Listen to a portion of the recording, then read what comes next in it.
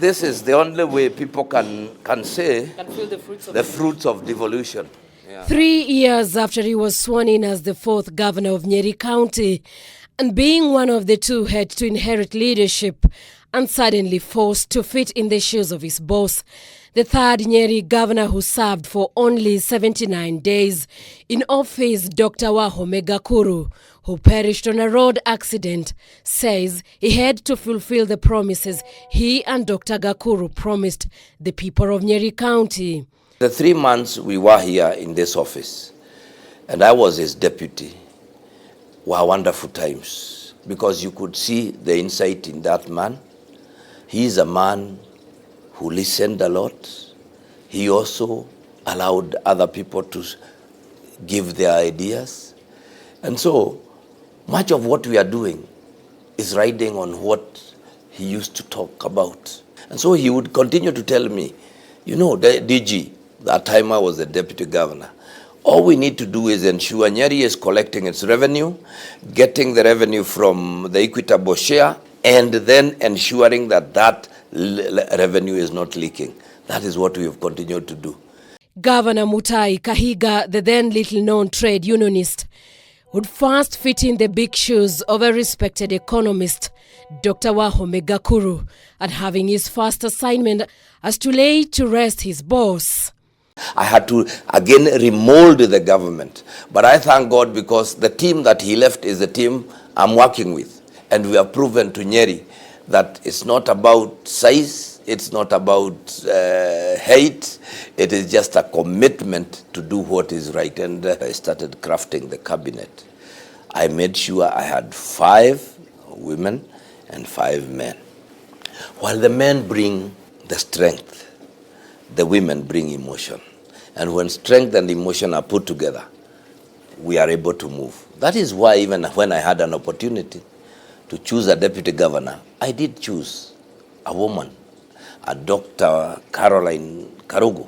But in spite of very huge expectations by residents of Nyeri County, which is the hotbed of Mount Kenya politics, now he says he has been able to perform, converting a dump site to a multi-million matatu and bus terminus on the outskirts of Nyeri Town, to decongest the town and having more than 1,000 stalls, trade-enabling environment for the people. We have been able so far to construct within the county about 193 stalls. These are stalls that we put up and create an enabling environment for our people to do business. We have also constructed 34 markets within Nyeri County.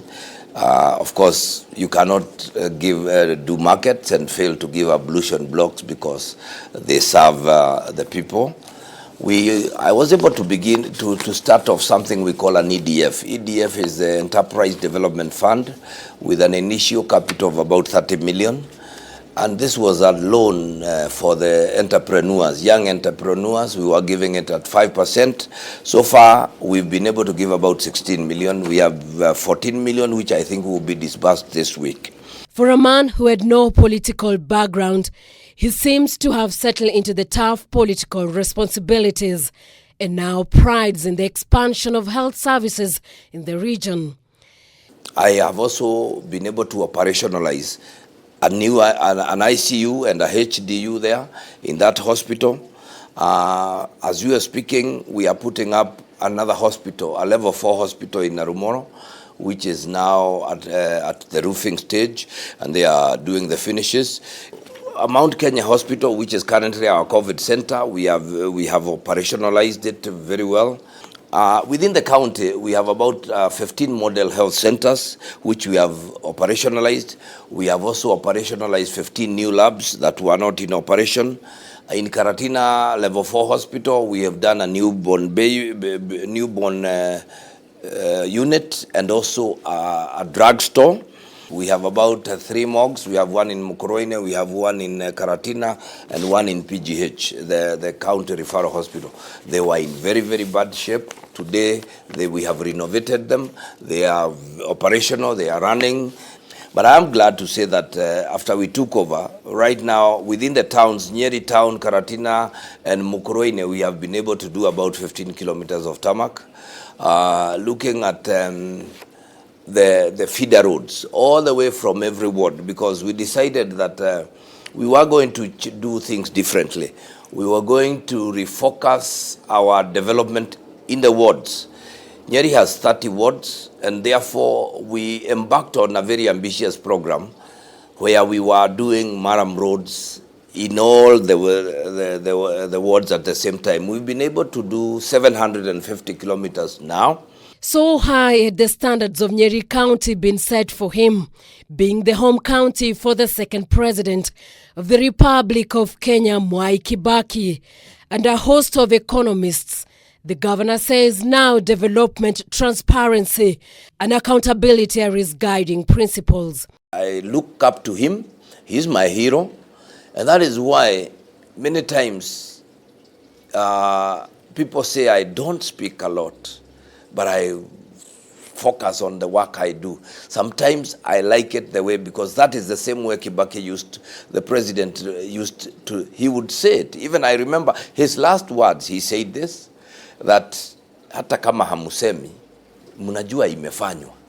Now that I have been given an opportunity to work for the people of Nyeri, my greatest desire is that when I leave this office, I'll be able to walk these streets of Nyeri, and somebody will stop somewhere and say, during that man's reign, Nyeri was at peace, we got development, our money was not stolen, and the things were done in the right way. That is Kibaki. Being ranked number 1 by the World Bank, this is perhaps a demonstration of importance of picking a competent candidate as a deputy. However, residents had this to say about the development in the region. Sana infrastructures tunaziona, hospitali tunaona ile mambo amefanya, na tunashukuru kwa hiyo mambo yote. Buke watu wagonjwa. Hii kadi ya USG ajaribu kuongezea wamama kama mwezi moja. Kulingana wamama wanalia sana, hawana uwezo, wanabebanga dawa na mkono wa dawa kikuu. Sasa ajaribu kusaidia hapo. As a first-time governor, he however says he will defend his seat come 2022. If the people of Nyeri can re-evaluate and evaluate the kind of work we are doing, look at the vision we have, they will realize that we need another 5 years to complete the plans that we have. Anyone standing and wishing to be governor in Nyeri has a right to do that. But I can tell you this, that the people of Nyeri, come 2022, will sit down and focus on their leader, and a leader who has proven himself and will be able to deliver for them. And I can see that leader being me. Nyeri County is one of the uniquest county, having 4 governors within the shortest period of time. Never in the history of Kenya had 2 elected representatives passed on in a quick succession. Former Governor Wahome Gakuru, 51, died in a road accident along Nyeri-Nairobi Highway in Kabati, becoming the second Nyeri County chief to die in office. His tragic death came just months after the first governor. Nyeri Gachagua was succeeded by the second governor of Nyeri, Wamadhai's Samuel Gathiaiga. In the event of any issue, we turn to God. For Governor's Scorecard, I'm Angela Cheror.